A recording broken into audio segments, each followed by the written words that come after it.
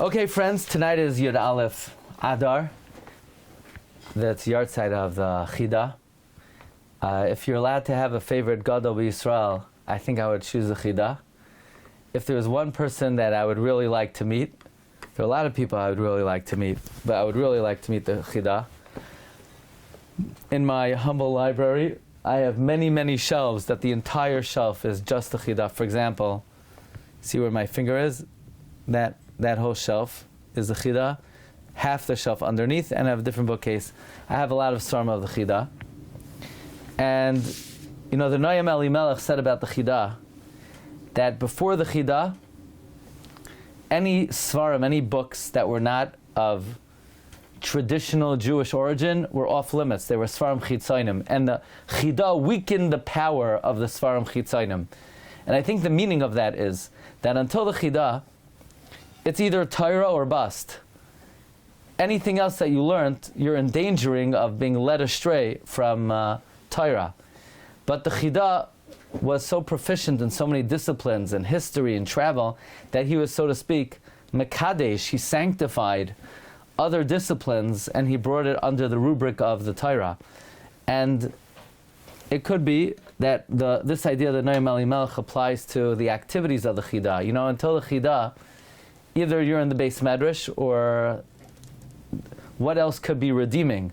But the Chida showed that even visiting places like the Tower of London or Versailles or many of the places that the Chida visited could also be utilized to enhance one's knowledge of Torah. Okay, I would like to share with you tonight, since it's the Yahrtzeit of the Chida, 7 very short insights of the Chida on Megillas Esther and Purim. Very beautiful insights, and I think they're very interesting. So here we go. Number 1, why is Hashem's name not in the Megillah? This the Chida brings in his commentary to Masechta Megillah Pesach Einayim, Megillah Daf Yud Ois Gimel. He says something very interesting. The reason why Hashem's name is not in the Megillah is Hashem will only associate his name with a miracle that's in the best possible way. But the story of Purim, the miracle, was not in the best possible way. Because Esther, unfortunately, had to live with an Arel, with an uncircumcised heathen. And because that was somewhat of an act of impropriety, there was something slightly inappropriate with that. So Hashem will not associate his name unless the miracle is kulai tov. And the Jews in the times of Purim were not on the madrega to be zoicha to a nace which was completely litzad tov, and therefore Hashem did not, so to speak, associate his full name with the Purim story. The Chida wrote a sefer of drashos called Dvarim Achadim.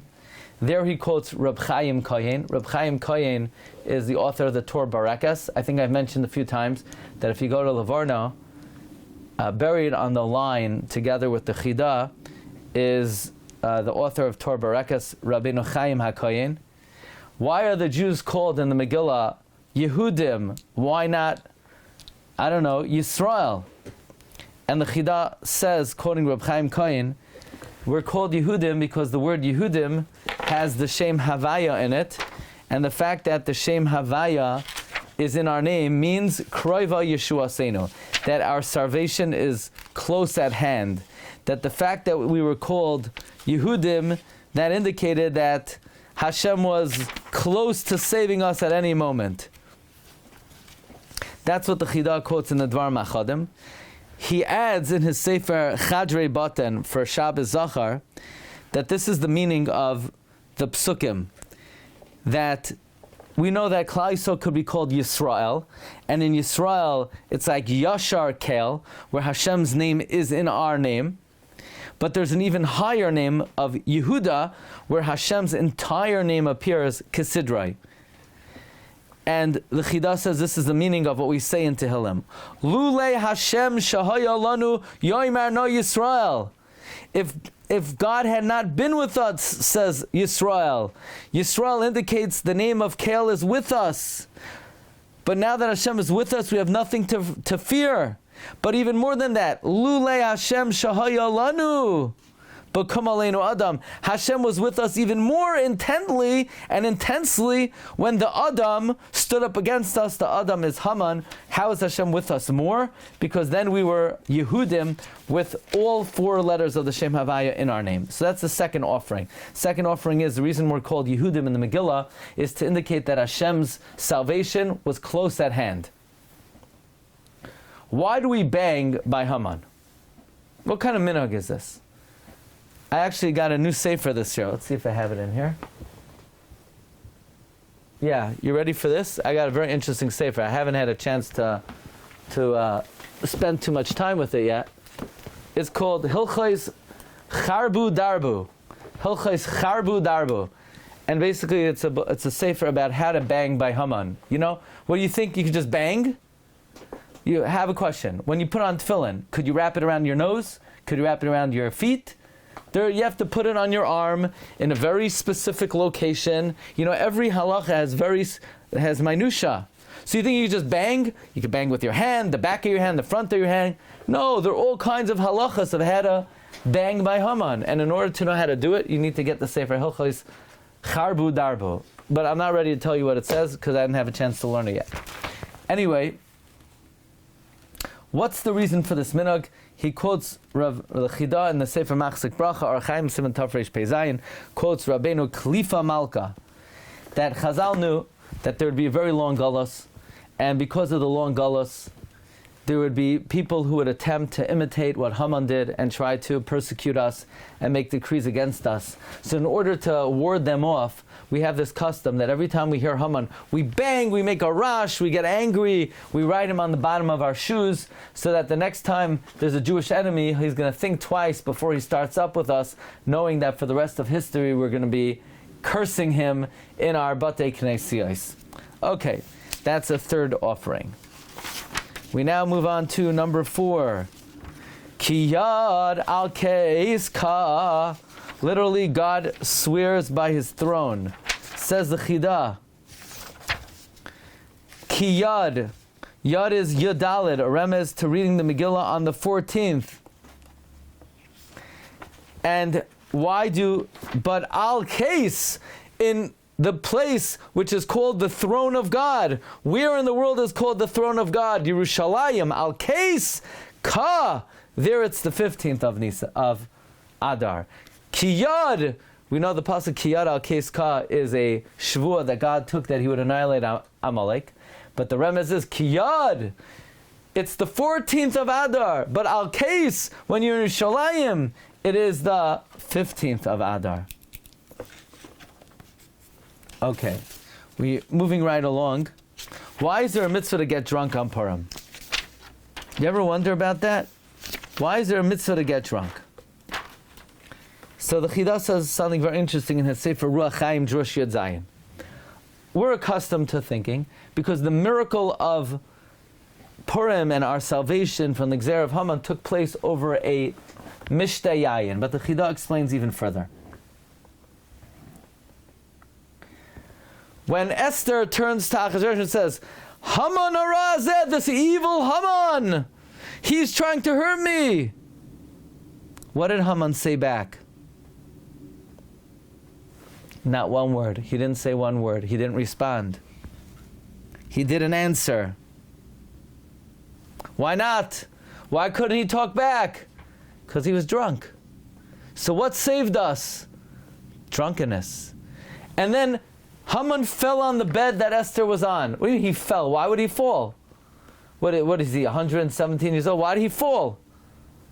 He didn't usually fall. The answer is because he was drunk. So the whole miracle of Purim took place because Esther got Haman drunk. And therefore he couldn't respond, and he took a misstep. So the drunkenness itself contributed to the miracle.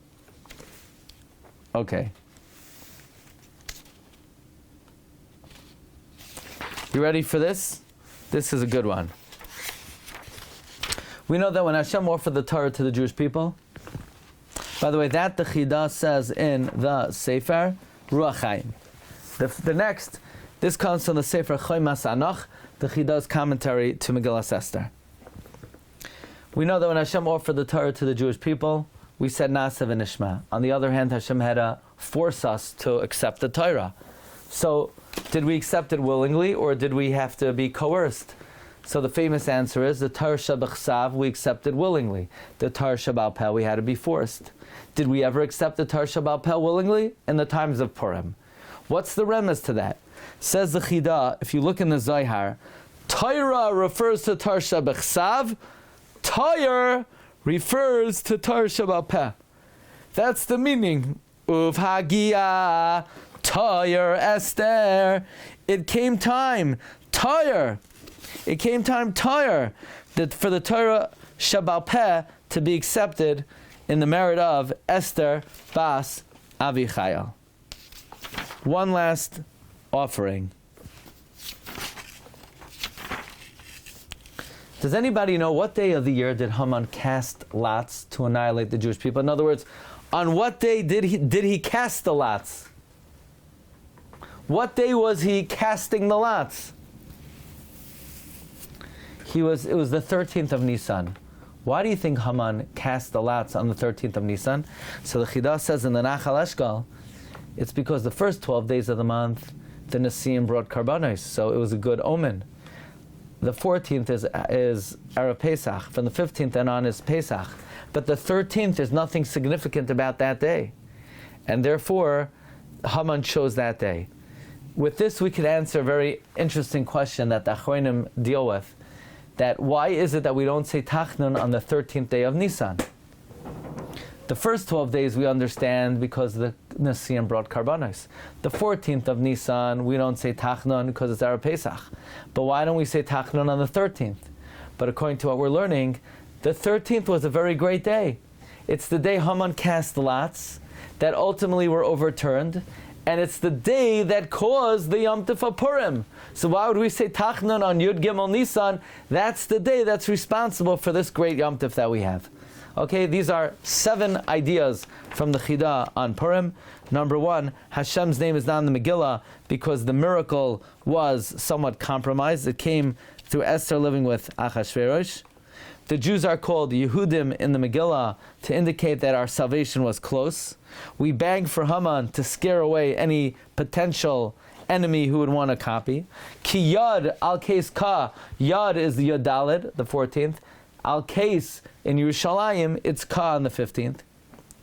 Why is there a mitzvah to get drunk? To remember that because Esther got Haman drunk, he could not talk back and he fell on the bed. Uv Hagia Toyer is a remez to the Torah Shabal Peh that was accepted on Purim. And the reason Haman selected Yud Gimel Nisan is because all the other days had good omen to those days. So these are some Chiddushim from Ga'oinu Zeinu Reb Chaim Yosef David Azulai Zuchusa Yagin Aleinu V'Al Kol Yisrael Amen. Have a good night, everyone. Shkayach.